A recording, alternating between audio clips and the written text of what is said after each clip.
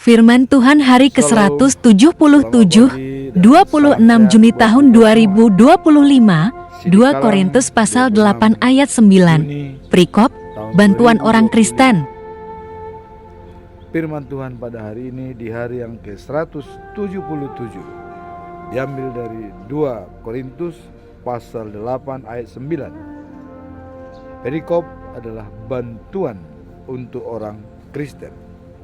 Dengan nats, karena kamu telah mengenal kasih karunia Tuhan kita Yesus Kristus, bahwa Ia yang oleh karena kamu menjadi miskin, sekalipun Ia kaya, supaya kamu menjadi kaya oleh karena kemiskinannya.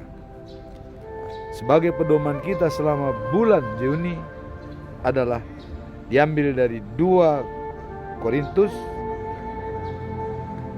pasal 5 ayat 17.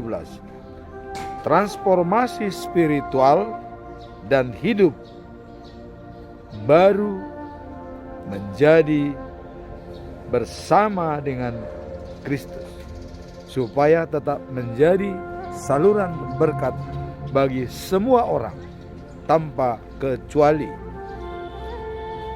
Kemudian mari kita lihat apa latar belakang daripada 2 Korintus pasal 8 ayat 9. Hal ini berbicara tentang kedermawanan dan pengorbanan yang dicontohkan oleh Yesus Kristus. Paulus mengingatkan jemaat di Korintus tentang bagaimana Kristus meskipun kaya rela menjadi miskin demi keselamatan umat manusia,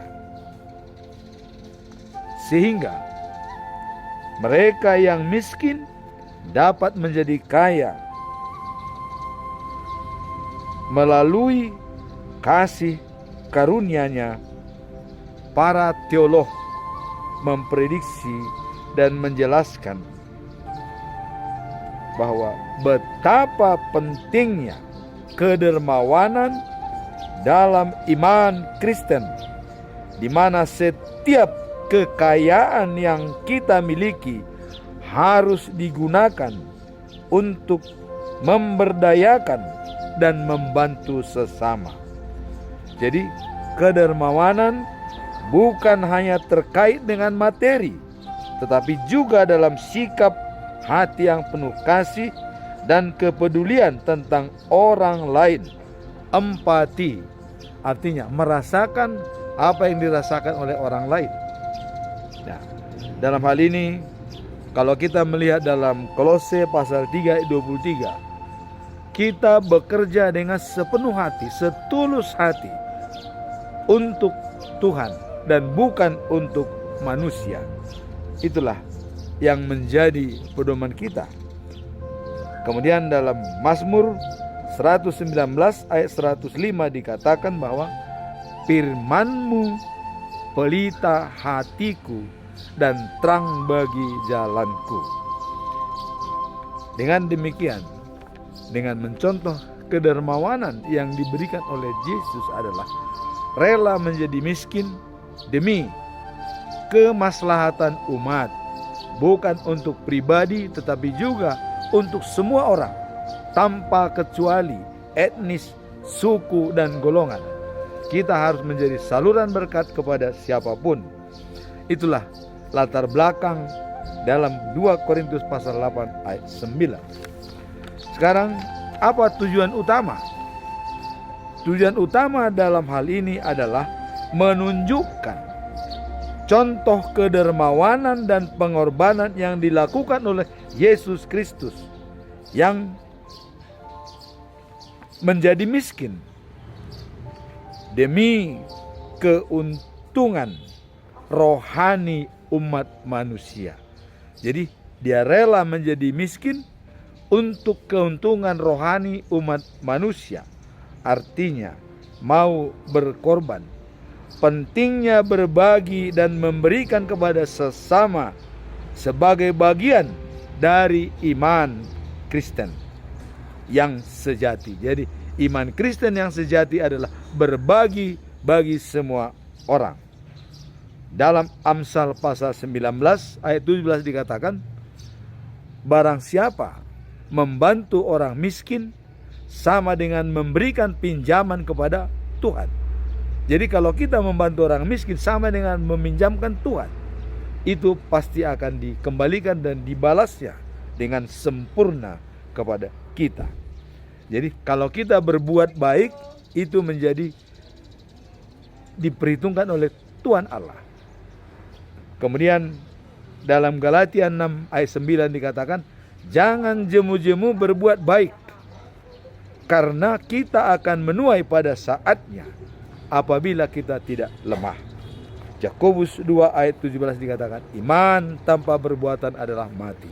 Apabila kita tidak berbuat, maka iman kita adalah mati. Itulah yang dikatakan dalam Yakobus 2 ayat 17. Sekarang, apa pesan moral daripada perikop ini? Pesan moralnya adalah pentingnya kedermawanan dan pengorbanan yang ditunjukkan oleh Yesus Kristus, yang rela mengorbankan kekuasaannya demi keselamatan manusia.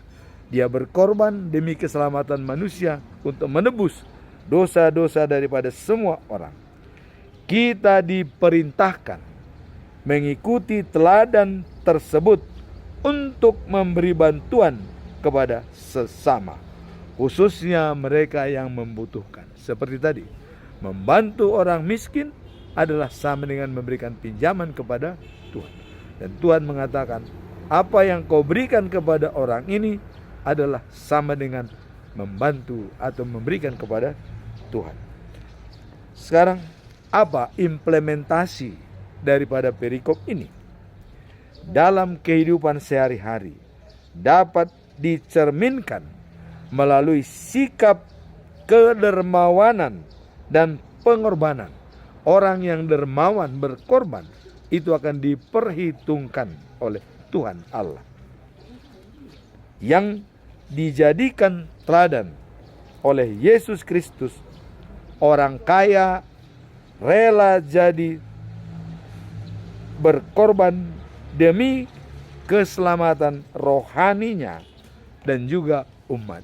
Jadi kepada orang kaya, jangan segan-segan mengorbankan hartanya, memberikan bantuan kepada sesama, karena itu adalah demi menyelamatkan banyak orang. Jadi yang jelas di sini dikatakan bahwa adalah 2 Korintus pasal 9 ayat 7, setiap orang harus memberikan menurut kerelaan hatinya.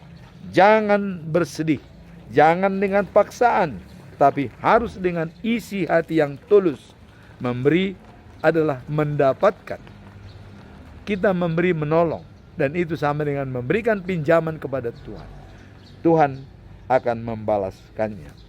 Salah satu cara praktis dalam implementasi daripada perikop ini adalah dengan memberikan bantuan kepada mereka yang membutuhkan, baik bentuk material maupun non-material. Bentuk material adalah bantuan nyata, non-material adalah motivasi, dorongan, memberikan semangat kepada semua yang lemah dan yang letih. Kita berikan dorongan supaya dia dapat eksis dalam situasi yang sulit. Stressing and energize. Dalam keadaan stres, kita harus bersinergi, bukan stress and death. Bukan karena stres langsung mati, tidak. Stress and energize. Mari kita simak dalam perikop ini bahwa berkorban mau menjadi miskin untuk penyelamatan umat.